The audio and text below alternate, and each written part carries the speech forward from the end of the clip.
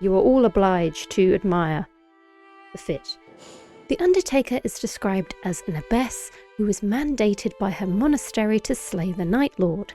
An abbess is the head nun, the one in charge of a covenant, so right away we learn that this Nightfarer was assigned the duty of slaying the Night Lord. The description goes on to mention the uncanny strength that belies her physique, referring to Undertaker's portrayal as a sickly, pious woman juxtaposed by her A-rank scaling in strength and preference for hammers. And as unbelievably cool and based as that is, it actually led others to keep her at a distance and eventually assign her to the unenviable task of burying the dead, which explains why the character is referred to as the Undertaker, a job in which one prepares the deceased for whatever post-mortem rites are to follow. And you start to get the sense that this role was thrust upon the Undertaker, whether she wanted it or not.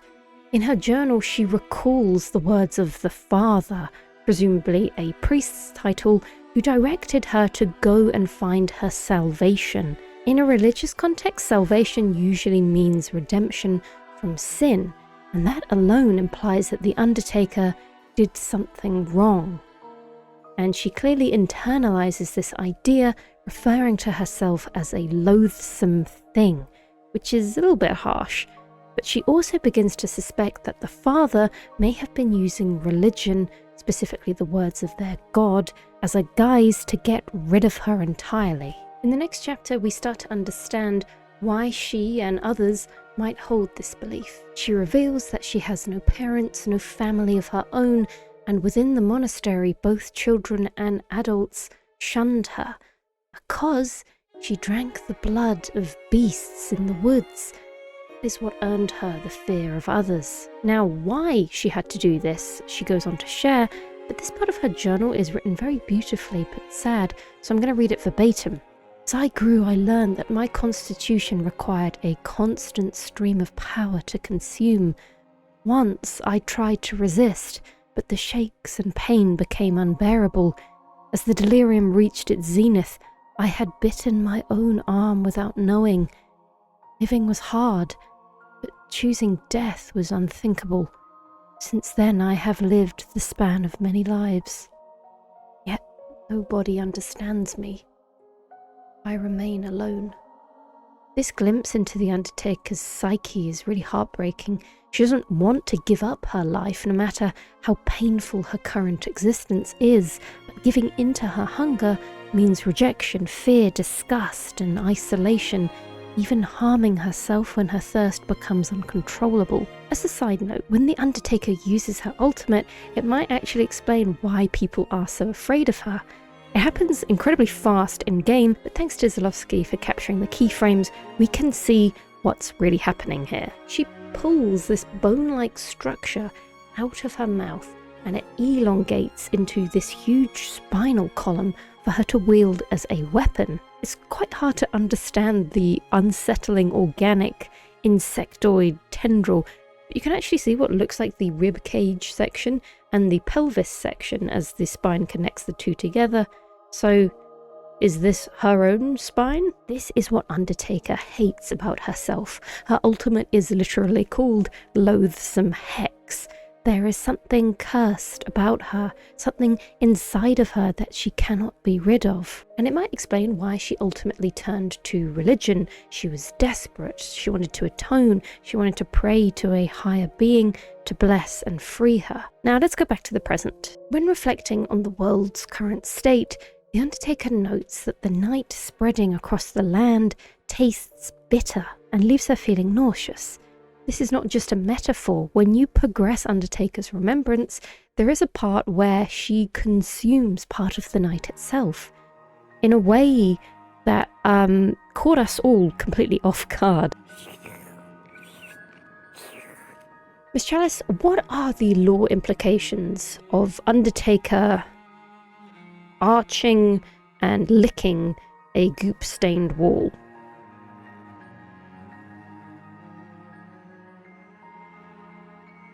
Why are you asking me? God forbid a weird girl get a little freaky on occasion. Anyway, we already know that the Undertaker requires a constant stream of power to survive. So with this new night corruption spreading through the world, she begins consuming that instead. And while it soothes her ever-churning mind, she grows anxious about what this might turn her into. She even hesitates at the idea of ending the night altogether, because doing so would mean giving up on this new power it's granted her. Now, Undertaker is actually caught in the act by another new Forsaken Hollows character, the Scholar. In her journal, she admits she was pretty mortified that he saw her like that. Still, she writes that she believes she can trust him. Interestingly, around this time, she also mentions that she's been suffering from hallucinations, picturing the faces of other Nightfarers in deep fear of her. And this actually manifests in the game in a really shocking way. Undertaker makes a note that the Iron Menial has been wanting to see her, so you walk up and approach him, and he says, "Die." You cannot be permitted to live.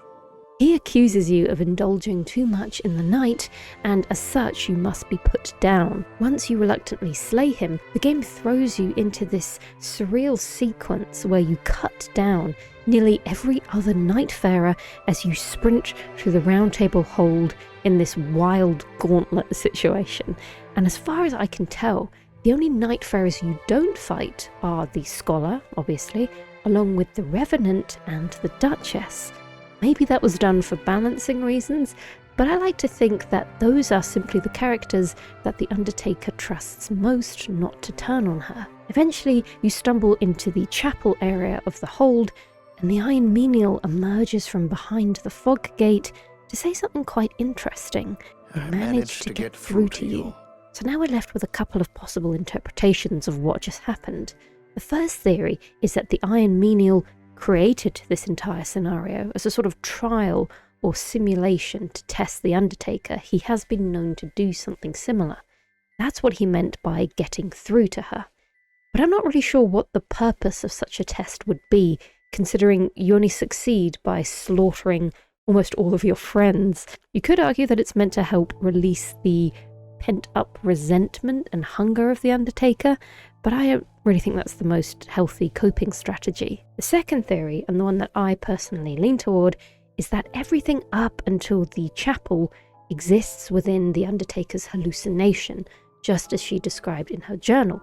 So she imagined this violence, lost in her torment and self-hatred, unable to perceive what was actually happening around her. It's only when someone finally interrupts her delusion, and also maybe when she actually reaches the chapel area, place of safety for her, that she's able to break out of this spiral. Regardless of what or wasn't real, what is real is that the agreement the Undertaker forms with the Scholar. As he witnessed her embarrassing act, he uses this as an opportunity to form a mutually beneficial exchange. He needs to leave the Roundtable hold in search of something, and the cover story he comes up with is a little bit dramatic. He tells Undertaker to lie to the others and tell them that he died. The Scholar does have his own fully fleshed out remembrance quest, but I'm going to really summarise here for brevity. He is an academic from the school of Hierodas. This name might ring a bell for some of you, identified by this glintstone crown. It's a rare Lucarian specialty reserved for sorcerers deemed worthy to study far from the academy itself. Neatly explains why Scholar is here at all. He's clearly on an excursion in pursuit of knowledge. But there's a more important thing that you need to know about the Scholar. He suffers from abnormally rapid aging. His face is visibly weathered far beyond his apparent years, and in his journal we learn why. Scholar is an Albinuric, and the artifact he's searching for is something he believes could save his kind from their fate. That fate, of course, is the gradual loss of mobility followed by death, something we've already seen with the first generation Albinurics in the main Elden Ring game. So now we're given further context. This decline is tied to accelerated aging. The Scholar's condition hasn't progressed to the point where he's lost the use of his legs yet, or perhaps he belongs to a different generation of Albinuric entirely. We do have to remember that Nightraign's lore isn't strictly canon to the main game, but regardless of the specifics, the outcome will be the same. If he can't find a cure, he and his descendants will share the same fate. Like Undertaker, he too is seeking salvation. So, trusting the Undertaker to lie on his behalf, the scholar sets off in search of the legendary cleansing tear. Eventually, he uncovers the work of previous scholars, and along with it, some bad news. It's so bad that one of his journal entries, titled "The Truth," has been crossed out so many times that it's completely illegible and entire pages have been torn out. Like I said, I'm not going to go into his quest entirely, but it's my understanding that the scholar learned that the cleansing tear failed to cure the albinurics of their primary ailment. However, it did prove effective in treating in a different disease. The reason I believe this to be so is the language used. This illness in question is said to have spread, which is like a word used as if it were contagious. And that's important because what we know about albinurics is that their condition isn't something you can catch. Rapid aging is a genetic defect inherent to them as artificial man-made life. So the cleansing tear wasn't useless, it just wasn't meant for them. Much like in the pharmaceutical world, where a drug designed for one purpose might end up being far more effective at treating something entirely different. Because of this discovery, the original researcher chose to guard and preserve this tear for future use, kind of like cryogenically preserving it. And you can see evidence of this in the center of the room. There is a massive crystal with the body of a cuckoo knight suspended inside. When the scholar realizes what this means, he collapses to the floor. His legs give out, a cruelly ironic animation as it foreshadows the very fate he has been trying to avoid. Now, to fully understand what happens next, we need to switch back to the Undertaker's point of view. Despite promising to keep the scholar's mission a secret, she becomes increasingly uneasy about his whereabouts and eventually goes looking for him herself. I actually quite like how these events are shared across both remembrances and you see them from different perspectives, but they only fully make sense when you play both quest lines. Personally, I recommend you do the scholars first, as I did the Undertakers first and I had genuinely no idea where I was supposed to go at this point. But if you started with the scholar, then you'll already know where he was last seen, as the location is pretty tucked away and easy to miss. So when you arrive there as the Undertaker, you find the scholar encased in the crystal. Unlike the cuckoo knight, who seemed to be fully crystallized, the scholar's upper body is still exposed, and it's not entirely clear how he ended up like this. Maybe he was trying to access the cleansing tear and didn't realize just how potent the crystal was. Or maybe in a moment of despair, he willingly threw himself into it. Neither really explains why he went bottom first. Fortunately for us, at least, this means the Undertaker can access his primal core. This moment is very similar to Selen's quest in the main game, where you remove her primal glintstone and transplant it into a new body. The Undertaker does something very similar here, but instead of it being a soul, the description sounds more like it's a heart. Either way, the core is undeniable evidence that the scholar is an entirely different form of life, as it seems you're actually able to resurrect Scholar simply by having the primal core. Back at the Roundtable hold, the scholar awakens and recounts a strange dream he had, drifting through the darkness, floating down a river in a small boat, which is probably an allegory of passing into the afterlife, but thankfully someone stopped the boat and pushed him onto the riverbank, where the sweet honeyed scent of flowers filled his senses, and in his fading lucidity, the person he thought of was the Undertaker. It's a really sweet and tender detail, and I'll be honest guys, I love them. Their relationship is very, very sweet. When the scholar asks the Iron Menial who saved him, the steward doesn't answer, but simply gestures to a white, sweet-scented flower lying on his bedside. The fact that these sensory details bled into the scholar's sleep is such a lovely touch, and in that moment, the scholar realizes that he must repay the kindness he was shown. At the same time, the Undertaker is lost in thought. She questions why she did what she did. Did she act out of guilt for lying to others, out of concern for the scholar, or was it an attempt at atonement for her sins? The scholar really doesn't care for the reason why. He presents her with something he found in the Great Hollow, a small crystal containing wisps of the night within it. Its power is meager but stable, and should she wear it, it would be enough to satisfy her hunger without harming herself or others. It's a beautiful piece of iridescent glass, and this becomes part of the Undertaker's Remembrance skin. Another subtle change, but I really like the small detail, and depending on how you angle the camera, the necklace shifts between purplish pink and blue. I mean, it's debatable if you want to view their connection as romantic, but I mean, getting gifted a pretty rock by anyone is very wholesome. Only the two of them could live out their days together peacefully. But of course, they are Nightfarers. Their duty is to bring an end to the night and to defeat the Night Lord. The Undertaker touches her necklace, the stone calming her mind as she reflects on the consequences of her existence. My life has been a loathsome affair.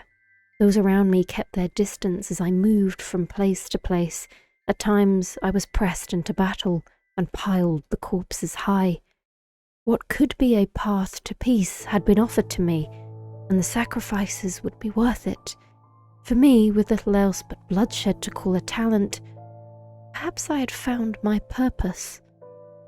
I have come to believe it is now.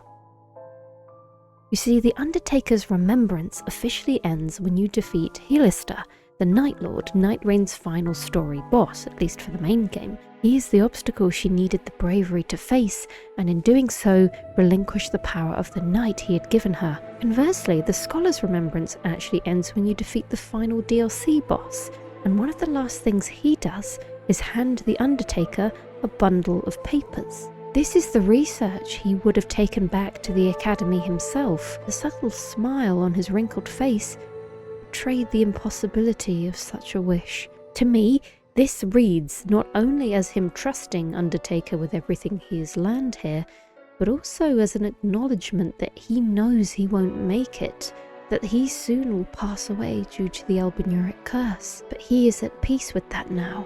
When you play as the Scholar, you can actually see what he wrote inside these papers. It's addressed to his successor, those who will come after him, and despite the painful truth of his discovery, he concludes that this enlightenment outweighs the sacrifice one must make in the pursuit of knowledge. He acknowledges that the cleansing tear was never an answer to his people's suffering.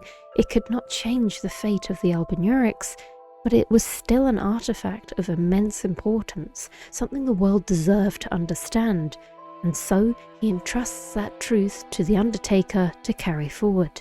To officially complete the Undertaker's Remembrance, you approach the body at the end of the Roundtable hold, just like you do with all the other Nightfarer default endings, but this time there's one easily missable step. You have to drop an item given to you by the final boss, his dismembered finger. According to the description, in this moment, the Undertaker allowed herself a faint glimmer of hope that perhaps she might finally be free of her burden, but deep down she already knew the truth. The hex she carries is hers to bear forever. So the act of physically dropping the finger becomes symbolic, possibly. It represents her letting go of the knight's power and of the need to survive by feasting on others.